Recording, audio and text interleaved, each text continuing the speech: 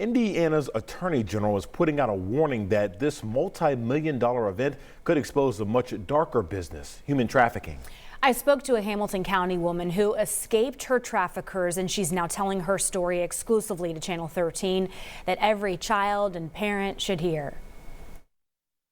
It was a day like this. Rainy, very cold. M returning to the Carmel gas station where she says her traffickers picked her up on Thanksgiving Day, 2021. Right there, 6 parking spot down. That's exactly where it happened. To protect her identity, we're not showing her face or giving her real name. Well, if we want to start at the true beginning, I was maybe 13 years old. She was going through a rough time. I was being bullied in school. I didn't have a lot of friends. I was seen as the weird kid. She met her traffickers on TikTok. They had a lot of followers and they noticed me, and I was surprised. They gave me a lot of comfort, a lot of advice.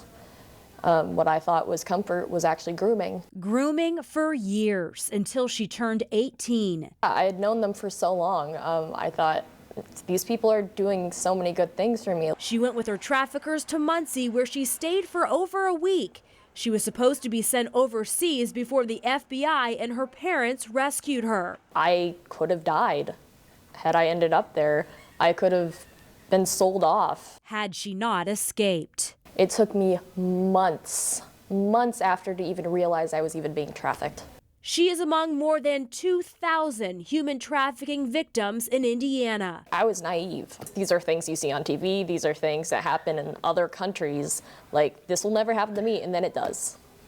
And it does, and it happens right here in Carmel. M found comfort through mentors at Indianapolis nonprofit Allies, helping dozens of trafficking survivors like her with resources to recover. It's a problem, and it's a big one. In my time at Allies, it's really blown my mind. Jamie Herget also owns the Blue Butterfly, a jewelry making business helping these survivors heal. They just need unconditional love and support, because it's going to take them a long time to build trust again and learn how to function in the world, still grappling with this trauma that happened to them. M is ready to move forward. This is me saying goodbye to everyone who hurt me. This comes with telling her story with a new mission of advocating. If I can save one life by doing this interview, that matters most to me. I know younger me would be proud of what I'm doing today. Now, her traffickers were never charged, but this is not uncommon for Allies to have a wait list of young trafficking survivors, who still need a mentor to help guide their recovery. So experts want to make sure every parent knows the warning signs of sex trafficking. They're very subtle. You should be suspicious if your child is befriending someone who is older. There's also love bombing. That's when someone's giving them expensive gifts out of the blue. Also be suspicious if your child is anxious, depressed, closed off, or spending a lot of time on the internet. The truth is, a trafficker can literally look like anyone, and in fact, the more normal they look, the more effective they're going to be as a trafficker. So that's what makes it tricky, is they do look like usually everyone else. It's how they treat people, and you'd have to watch pretty closely to notice anything remotely off.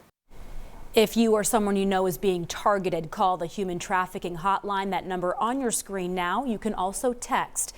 We have more signs and resources posted on WTHR.com.